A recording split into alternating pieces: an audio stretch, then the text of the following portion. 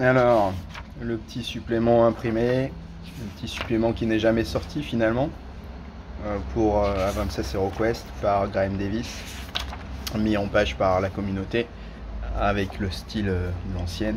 Donc des nouveaux hasards, des nouvelles qui peuvent être repris dans d'autres jeux de Dungeon Crawler, notamment l'hôtel, le sarcophage, le poltergeist, le personnage non joueur rencontré dans les trucs, le puits, le charnier, les piliers, etc. Enfin bref, des choses intéressantes. Un nouveau bestiaire. Alors il y a des trucs un peu bizarres que j'ai remarqué entre le skeleton et le guerrier skeleton. Le speed est 5 de ce côté et 6 de ce côté. Peut-être ça vient de l'équipement, mais c'est ce que je me suis dit dans un premier temps. Donc par exemple la momie a plus de mouvement que le Skeleton Warrior.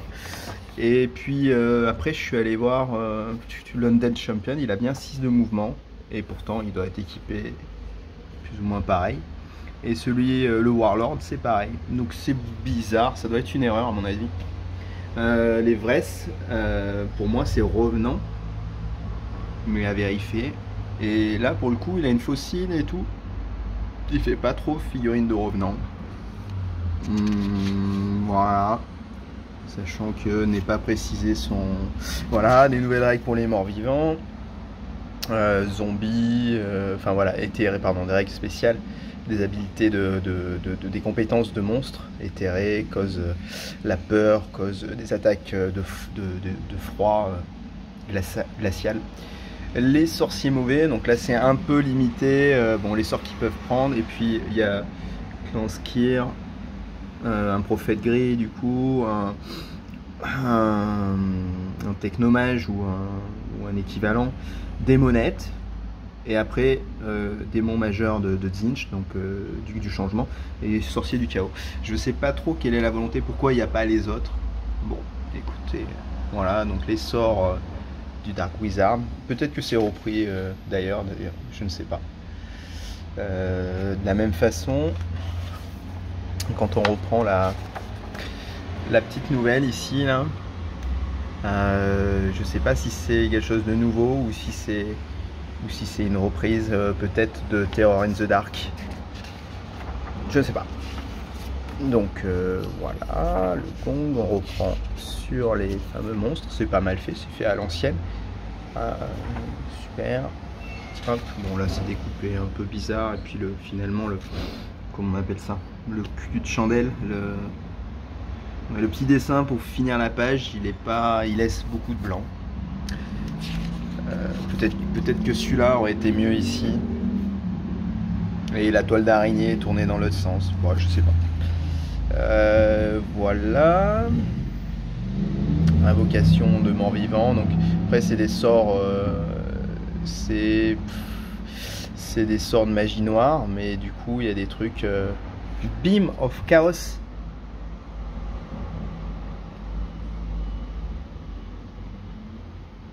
Flatulence, je sais pas ce que c'est. Green Light Projection 12. Beam of Chaos. Ok.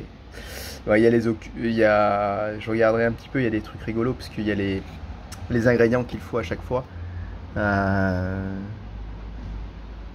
Smoke Bags, Grave Earth. Ok. Une dent de dragon. Il faut une dent de dragon pour invoquer un champion mort-vivant. Ok. Bon, pas forcément dans le trip. Ah. Des os enchantés. Flaming Skull of Terror. Ah oui, ça c'est bien ça. Il faut une statuette en argent d'un démon. Ouais, ok. Donc après il y a les monstres, plutôt les petites créatures. Ça va des nuées en passant par les versions. Donc ça a manqué finalement. Il y a même des choses qui ne sont pas dans Warhammer Quest, par exemple le Giant Beetles, Giant Snake, je crois pas non plus. Et donc des nuées d'insectes, c'est cool. Après les gorgones avec une version avec corps de serpent et l'autre sans. Sorcière, cultiste,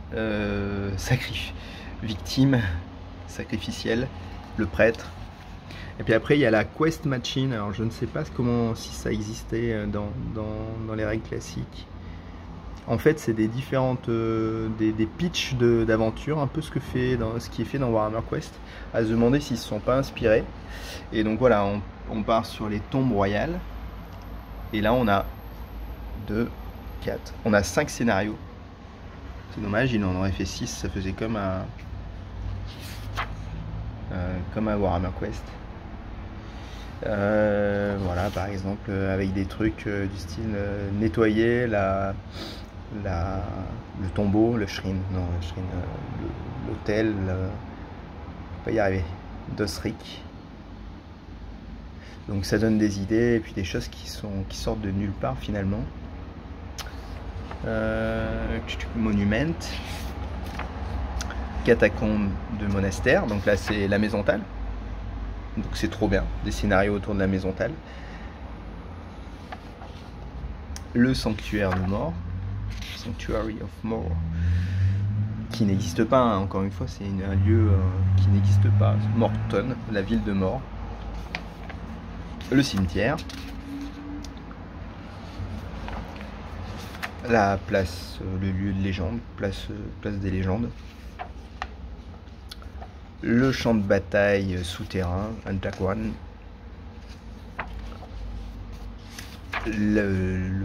l'antre du nécromancien,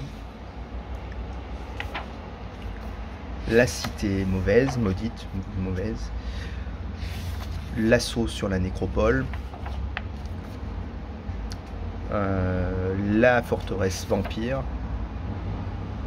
Vous avez vu, à Warhammer Quest ça donne trop des idées de reprises.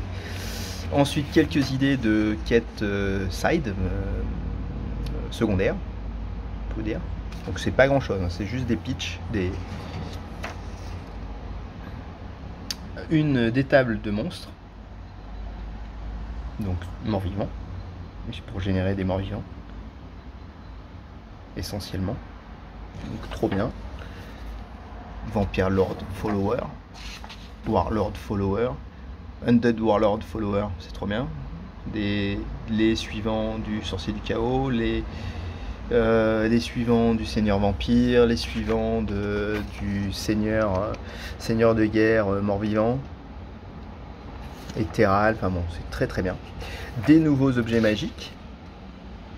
Bon, amulette de courage, je sais pas si on les a pas déjà vus. Le Raven Talisman of Mort, trop bien. Le Scarabée de rat.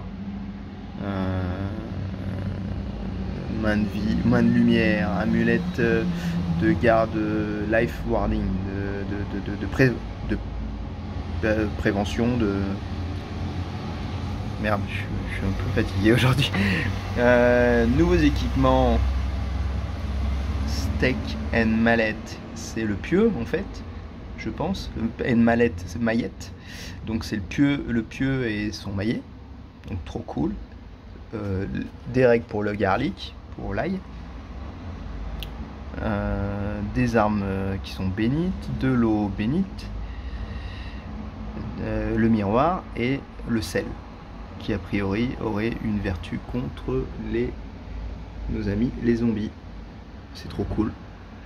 Ensuite il y a un rappel un peu des différents articles de blog où Graeme Davis fait sortir ces documents. Donc c'est dommage, ils auraient pu mettre les QR codes pour qu'on puisse directement aller sur le fichier, parce que des fois je pense que dans les commentaires il y a des choses intéressantes. Bon là il faudra les retrouver en allant sur son site. Et voilà, et là j'ai rajouté des pages blanches pour pouvoir faire un livret. Voilà, c'est assez cool. Voilà, dites-moi ce que vous en pensez. En tout cas, voilà, là il me reste en gros le massicoté, parce qu'ils l'ont fait imprimer, ils l'ont fait au format Game Workshop de l'époque. Donc massicoté, et puis je mettrai une belle couverture parce que c'est la rentrée des classes. Donc en tout cas c'est une belle découverte. Bon après il y a des trucs, le logo ici est de moins bonne qualité qu'ici. Bon, si vous voulez que je m'attarde sur certains points, ça peut être assez cool que je fasse des vidéos sur notamment je pense sur les objets, parce que là je suis passé un peu en revue rapidement. Sur les objets magiques, sur les monstres, là, la petite erreur que j'ai vue, enfin à mon avis c'est une erreur, pardon, c'est sur les... sur là, à mon avis c'est une erreur. J'irai voir sur le Skeleton Warrior avec son 5 de speed. Après moi je connais pas bien Advanced Quest, hein, j'y ai joué très peu depuis, ça fait longtemps et très peu de fois finalement. Mais ça donne trop envie. Amulette de préservation contre le poison, c'est trop bien. Amulette de protection de la vie. Alors life warding et life protection, préservation et protection, je sais pas trop le... Bon, faudrait, puis ce serait effectivement un truc à traduire. L'épée de sanctification, de sanctity.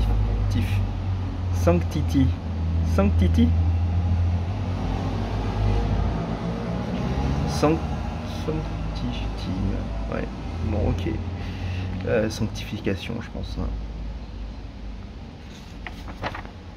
Voilà, bah écoutez, dites-moi ce que vous en pensez. Bon, là, je suis peut-être pas. Vous voyez peut-être pas grand chose. À voir. Allez, à plus.